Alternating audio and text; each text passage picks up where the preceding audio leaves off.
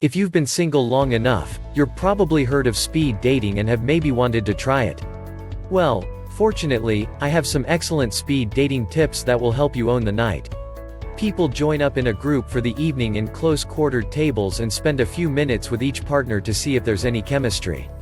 Speed dating is an idea that was created in the 1990s, and it's been a popular way for people to meet ever since. A lot of people love to give speed dating a try because it's a great way to mix things up. The only thing speed dating events have in common is that the time couples have to speak to each other is limited. If both parties are open to getting to know each other further, then information is exchanged and then they can link up later on. Event organizers are in charge of setting the venue, time limits on conversations, how many partners you can date, and other parameters around the event. It's a unique way to meet lots of people super fast. Doing it will hone your ability to start up conversations with strangers and know how to discern when there's chemistry in the air. Here are these 8 helpful speed dating tips laid out in detail for you before your next event. 1. Use the peek technique. If you haven't heard of the peek technique, here's the gist. Basically, instead of making a standard request, a person asks a question in an unusual manner that attracts attention and draws interest from others. It's essentially a way for people to bring other people's focus on them. It causes the recipient of the request to pause and process what you're saying. Usually people find it endearing, or see figuring you out as a challenge, so they're more committed to getting to know you than they would be otherwise. Using the peek technique is a nice way to get someone's number because it's been shown to increase the potential for compliance. People have their interest piqued, and are more willing to agree to the request. Makes sense. If you're dying to get that speed dating partner's number or some information about their personal life, try the peek technique to ask your questions in a slightly unusual manner to gain buy-in. It's a fabulous tool that can help when you're operating under the pressure of time restriction. 2. Dress to impress. Here's the thing about going to a speed dating event. You have to figure that there are going to be dozens of other people dressed the same.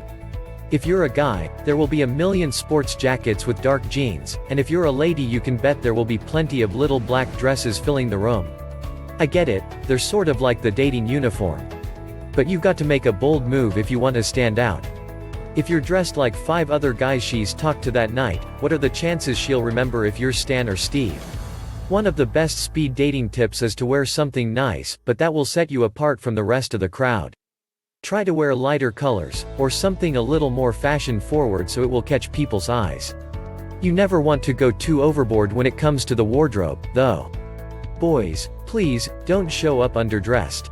It will look like you don't care. If you put too much effort in, it can look like you care a little too much. The right outfit is a perfect mix of formal and fun. Aside from clothing, make sure to look and smell nice before the fun begins. 3. Don't ask the same questions. You might not think it's a big deal, but other people will notice if you begin every conversation with, "Hey, how's it going?" Boring. The same goes for all of your questions and answers. A lot of speed dating activities put folks within earshot. If someone's stuck with a boring person, they can pretty easily turn an ear towards what's coming next. You want to make sure you're mixing it up enough to keep things interesting. You don't want to end up bored halfway through the evening because you're asking all the same questions. Just think of how people on the receiving end will feel. Now, some people know what they want and that's a good thing. Perhaps you're committed to only dating people who love dogs and like their coffee black. Sure, okay. The challenge here is to find multiple ways to get the information you're looking for without being robotic. Trust me, you'll know when you find someone you connect with. The conversation will flow, and you won't need to think about the questions you had originally wanted to ask. 4. Show up early and stay late. If you've been so focused on your career or kids that you've neglected romance for a while, it can take some time to knock the rust off. Again, jumping into speed dating is a fantastic way to meet a lot of people, but the name says it all, it's full speed. Speed dating events can be a lot to handle for introverts or people who've been out of the game. One of the best practical speed dating tips is to arrive early and linger a bit after the event's over. Showing up early will let you get the lay of the land before things start. You'll see how closed the tables are, get an idea of how many people will be there, and what you're in for. It will allow you to mentally prepare yourself for what's to come. Everyone needs a little mental pep talk now and then, and it's an easier speech to give yourself when you know what to expect. Sticking around after the event's wrapped is a good idea too, especially if you've connected with someone you want to talk to some more. Many people leave speed dating events wishing they'd had a little more time to talk to that person they felt a connection with. Hanging around after the event will give you a chance to cover any open bases and make sure you set yourself up properly for the next date. 5. Keep things light. You know, there's a reason why dating coaches like myself tell people not to talk about their exes. It's because it happens over and over. Some people just don't seem to get that you need to make a good first impression. When you walk in for a job interview, you don't want to tell them about all the mistakes you made at your last job. It's the same with relationships. Perhaps the most important speed dating tip out there is to stay upbeat and sell yourself. Accentuate the positive. Go into the speed dating event with one real goal: to find someone you like and get them to go on a second date with you. Talk about hobbies, where you went to school, a cool trip you took. Even better, ask questions about them. Shift your focus to the person you're engaged with, so they feel special and want to spend more time around you. Ask them about the craziest thing they've ever done, or which celebrity they would love to date. Spend time getting to know them so you can decide whether you want to spend more time with them. 6. Don't be afraid to tease a bit. This goes along with keeping things light. Listen, you're already in a sort of strange environment. Think about it. You're paying or have been invited to an event where you have a timed interaction with complete strangers to see if they potentially are someone you could fall in love with.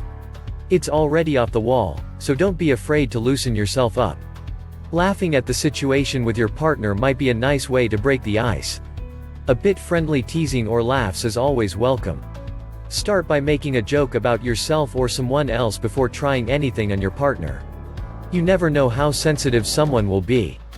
Also, if you're on your 10th person and things are getting a little repetitive, throw in a curveball question to spice things up. In addition, you can tell them a crazy story from your past that will let them see deeper into the real you. The whole point of speed dating is to open yourself up and take a peek into other people to see if there could be something there. 7. Don't rush off. One of my other important speed dating tips is that it's important to remember that goodbyes are just as important as hellos. You can do everything perfectly the entire speed dating exchange. But if you screw up the end part, that's all they'll remember. This is particularly important if the speed dating is happening in rather close quarters. You might take a peek over who's coming up next and get excited about the switch. It could make you wrap things up awkwardly in a haphazard way. Just be careful, because that next partner may be watching, as well. As important as it is to find someone you connect with, it's also a good idea to be polite and not burn any bridges with any partners. Give him or her the attention they deserve and recognize that they are there for a reason. They deserve all the respect you'd expect yourself. If you've found someone you like, be aware of the time so you can finish things off well. An important speed dating do is to get his or her number and ask about follow-up plans. You can tell them when to expect your call, or if time allows you can make plans for a first date then and there. Wrap things up in a bow to leave them thinking about how polished you were. They'll be super excited to meet up again. 8. Remember to follow up on your matches. You've overcome the nerves and shown up. You also sat through the awkward instructions and introductions and gone through the speed dating lineup.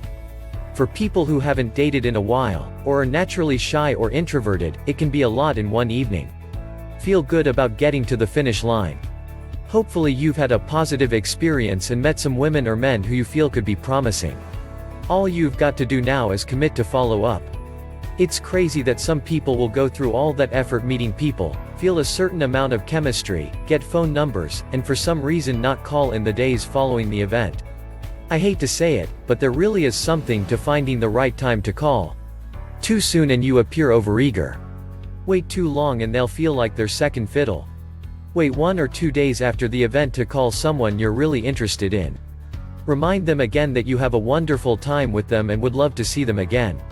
Get after growing the relationships you've already begun. After all, taking risks and finding adventure is what life's all about.